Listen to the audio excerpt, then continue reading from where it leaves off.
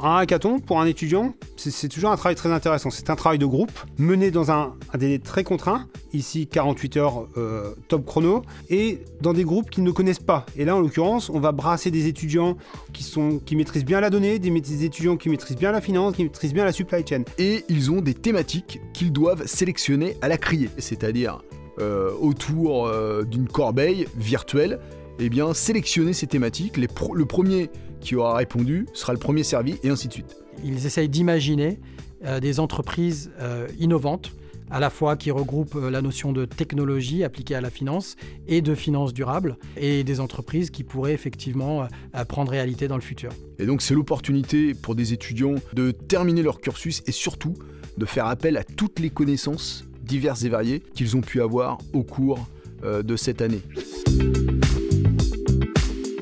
Le hackathon a pour objectif de mélanger des cultures d'étudiants différentes. Des étudiants de 3 masters, le master analyse financière internationale, le master finance et big data, le troisième master étant le master supply chain et transformation digitale. L'objectif, c'est une émulation, c'est une stimulation. Le but de cet événement auprès des étudiants, c'est de les familiariser à plusieurs problématiques, à la fois l'entrepreneuriat dans le cadre de 2 révolutions majeures qui ont eu lieu en finance, l'avènement des fintech et l'explosion de la finance durable. Réfléchir à des projets innovants dans le cadre d'un hackathon, des projets qui portent notamment sur les questions de mobilité de demain. Effectivement, le but du hackathon, c'est de donner envie de se lancer dans l'entrepreneuriat, mais aussi de participer à un projet collectif pour comprendre comment réellement en entreprise ça se passe, d'avoir des collaborateurs, de travailler sur des problématiques différentes qui ne sont pas forcément toujours nos spécialités. On évalue la qualité des projets, des dossiers rendus, donc il y a tout un business plan à rendre, un elevator pitch à faire, une vidéo de présentation,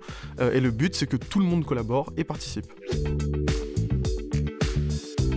Ce que je souhaite pour mes étudiants, c'est énormément de créativité et d'enthousiasme qui émanent de ce hackathon et qui donnent lieu à des entreprises innovantes dans le cadre de la finance durable. Je voudrais qu'ils imaginent des solutions auxquelles personne n'a pensé auparavant.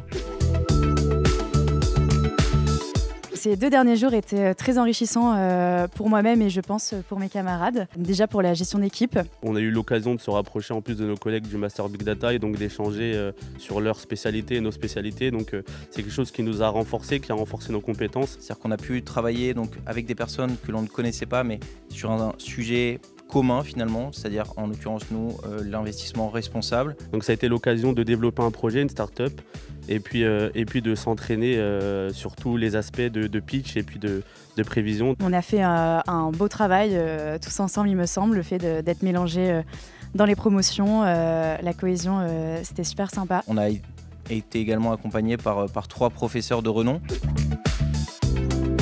Se rendre compte qu'on peut proposer des projets presque finaux et presque que l'on peut les mettre sur le marché après seulement 48 heures de travail, ça nous montre qu'aujourd'hui on a les capacités et on a l'opportunité et les outils pour développer nos propres sociétés et nos propres projets à terme. Et voilà, et d'avoir fait partie des nominés, c'est un achèvement. Ce que nous vous proposons, c'est de nous rejoindre pour la prochaine édition de notre hackathon. Venez nous proposer des thématiques et ça sera un plaisir de travailler avec vous.